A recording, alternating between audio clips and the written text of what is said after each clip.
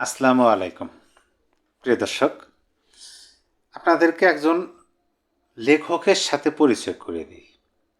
যদিও তাকে অনেকে লেখক, কবিও বলে থাকেন, কিন্তু আদৌ তিনি কবি নন।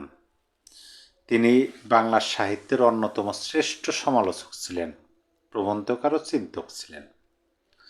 তার নাম হইল শমীক বন্দ্যোপাধ্যায়। অনেকে তাকে শমীক বীরেন্দ্র চট্টোপাধ্যায় এই নামটাও উল্লেখ করেন। তার লেখার ভাষা এতটাই গভীর যে ওই লেখাটি আপনি পড়লে বা শুনলে আপনার কাছে কবিতার মতোই অনুভূত হবে। আমি তার যে কবিতাটি বা লেখাটি আপনাদেরকে আমি আজকে পড়ে শোনাবো, আপনারা শোনার পরে আমি বিশ্বাস করি আপনারাও বলবেন যে বর্তমান সময়ের সাথে ব্যাপক মিল আছে। এবং এই লেখাটি হচ্ছে 30শে এপ্রিল 1974 সালের। সাগ্নিক নামে বীরেন্দ্র চট্টোপাধ্যায় লেখাটি লিখছিলেন। তাহলে ভাবুন, 1974 সালে এই কবিতাটি তিনি লিখছেন, এই লেখাটি তিনি লিখছেন।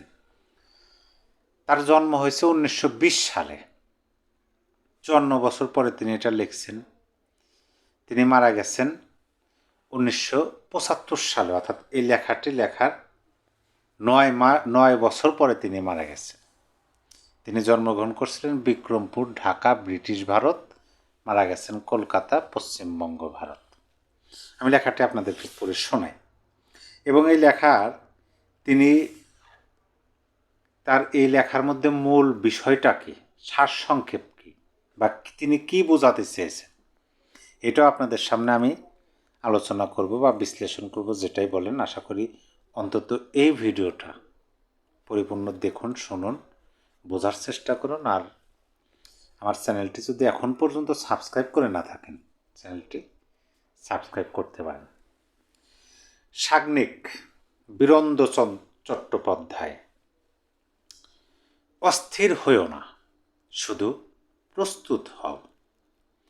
এখন কান আর চোখ খোলা রেখে অনেক কিছু দেখে যাওয়ার সময়। এ সময়ে স্থির থাকতে না পারার মানেই হলো আগুনে ঝাঁপ দেওয়া। তোমার কাজ আগুনকে ভালোবেসে উন্মাদ হয়ে যাওয়া নয়, আগুনকে ব্যবহার করতে শেখো। অস্থির হইও না, শুধু প্রস্তুত হও। এই যে ছোট্ট লেখাটি, এই লেখাটির মধ্যে এত এত কথা লুকায় আছে, যেটা প্রতিটা কথা বাস্তব জীবনের সাথে মিলে যাওয়ার মতো মিলে যায়। বিশেষ করে বর্তমান পরিবেশ পরিস্থিতি। অস্থির, তিনি কবি বলছেন, লেখক বলছেন যে অস্থির হয়েও না। অস্থিরতা কোথা থেকে আসে? অস্থিরতা কিন্তু মূলত আসে হচ্ছে আবেগ থেকে। বর্তমান সময় দেখেন তো, পুরো বাঙালি জাতিটা আবেগের মধ্যে পড়ে আছে। কেউ কিছু প্রকাশ্যে বলতে পারতেছে না, কেউ বলতেছে। কাউকে নিরপরাধ শুধুমাত্র কথা বলার কারণে কারাবন্দী করা হইতেছে। মুক্তিযুদ্ধ, স্বাধীনতার সংবিধান, মোট কথায় বাংলাদেশের পক্ষের যে মানুষগুলো, তারা কিন্তু প্রকৃত পক্ষেই অন্তত 17 মাস ধরে আবেগের মধ্যে আছে। সেটাই আবেগ থেকেই অস্থিরতার সৃষ্টি। কিন্তু এখানে অস্থির হওয়া যাবে না। দেখেন, আমি আপনাদেরকে একটু মূল বিষয়গুলো একটু পড়ে শোনাই, তার এই লেখার মূল বৈশিষ্ট্য। এখন অস্থির বা আবেগপ্রবণ হওয়ার সময় না।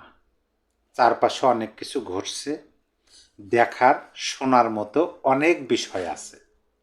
এ সময় শান্ত থাকা কঠিন, এটাই স্বাভাবিক। তবু আবেগে ভেসে যাওয়ার বদলে নিজেকে সংযত রাখা জরুরি।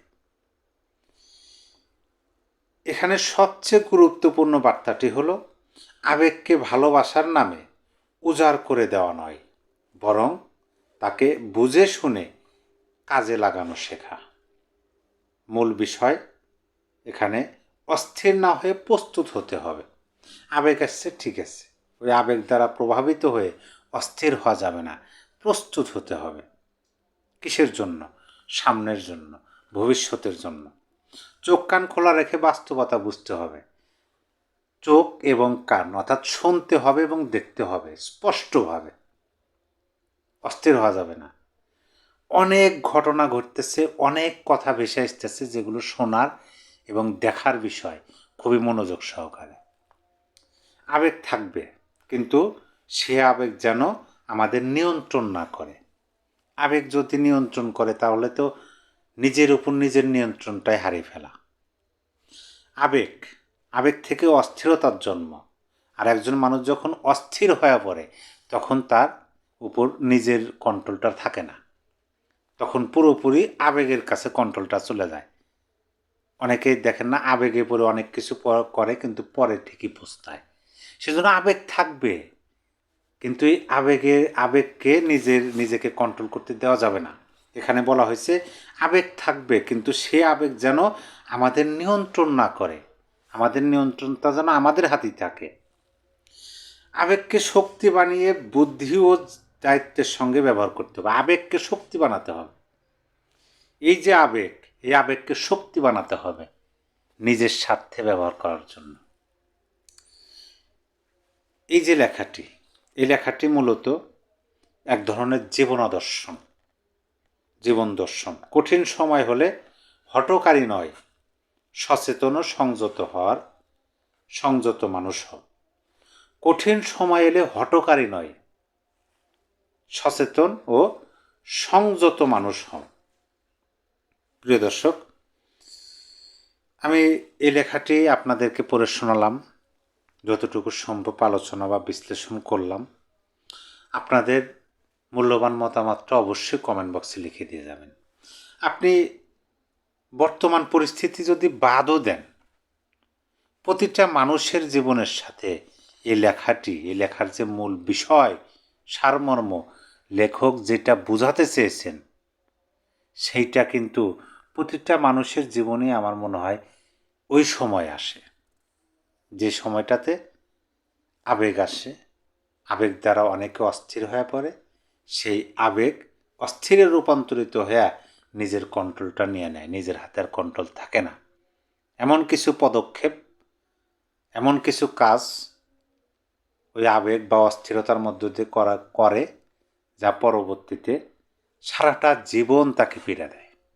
সেজন্য অস্থির হওয়া যাবে না, প্রস্তুত হতে হবে সামনে পথ চলার জন্য।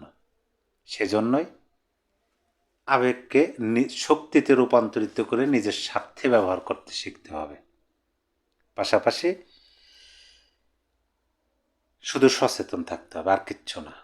শুধু সচেতন, চোখ এবং কান খোলা রেখে। প্রিয় দর্শক, সবাই ভালো থাকবেন। আল্লাহ হাফেজ।